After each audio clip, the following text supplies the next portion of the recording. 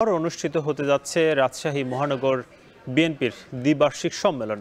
সম্মেলনে ভার্চুয়ালি যোগ দেবেন বিএনপির ভারপ্রাপ্ত চেয়ারম্যান তারেক রহমান। বিস্তারিত জানাতে রাজশাহী থেকে যুক্ত হচ্ছেন রাকিবুল হাসান।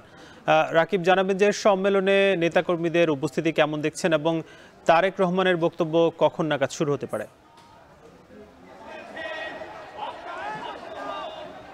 সাকিব, কিছুক্ষণের একেবারেই অল্প কিছুক্ষণ আগেই কিন্তু তারেক রহমান এখানে ভার্চুয়ালি যুক্ত হয়েছেন, যে কারণে আসলে নেতাকর্মীরা এখন ঠিক দাঁড়িয়ে তাকে অভিবাদন জানিয়েছেন। এবং এখন আমরা আসলে যেটি দেখতে পাচ্ছি, এখানে তারেক রহমান স্লোগানে মুখরিত হয়েছে পুরো সম্মেলন কেন্দ্রটি, এবং কোনোভাবে আসলে নেতাকর্মী যারা রয়েছেন তাদেরকে আসলে নিয়ন্ত্রণ করা যাচ্ছে না, যেন এটাই আসলে স্বাভাবিক। কেননা আসলে দীর্ঘ 16 বছর পরে কিন্তু আসলে এই যে সম্মেলন, এই সম্মেলনের মধ্য দিয়ে আসলে এই যে মহানগরের দ্বিবার্ষিক সম্মেলন, সেটির মধ্য দিয়ে আসলে তৃণমূলের নেতাকর্মীরা চান যে এখানে মহানগরের নেতৃত্ব ঠিক হবে, এবং যে নেতৃত্বের মধ্য দিয়ে আসলে তারেক রহমান ঠিক করে দিবেন যে আগামীর যে নির্বাচন, সেই নির্বাচন আসলে কিভাবে পরিচালিত হবে।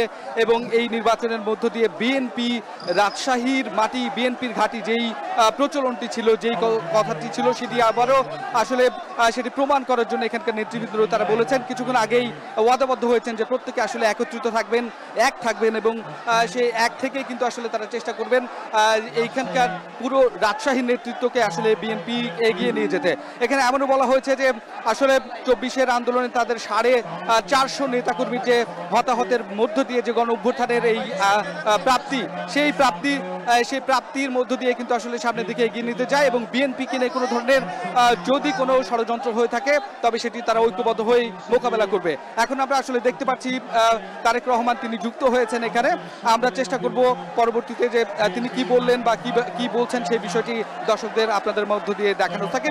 এর মধ্য দিয়ে এই যে সম্মেলন, দীর্ঘদিন পরে আমরা দেখছি নেতা মহল্লা, বিভিন্ন পাড়া মহল্লা থেকে আসলে এই মিছিল নিয়ে এসেছেন। এখানে নানান ধরনের প্রত্যাশা আছে, দীর্ঘদিন ধরে আসলে তারা এই সুযোগটি চাচ্ছিল, যেটি 17 বছরে আসলে এই ফ্যাসিবাদী সরকারের কারণে তারা এই আন্দোলন সংগ্রামে আসতে পারেনি। যে প্রতিশ্রুতি দিচ্ছেন আগামীতে ঐক্য থেকেই বিএনপিকে এগিয়ে নেবেন। তো এই ছিল রাজশাহীর সম্মেলন থেকে আমার কাছে সর্বশেষ খবর। সাকিব, রাজশাহীতে দ্বিবার্ষিক সম্মেলন চলছে বিএনপির, সে খবর জানাচ্ছিলেন রাকিবুল হাসান।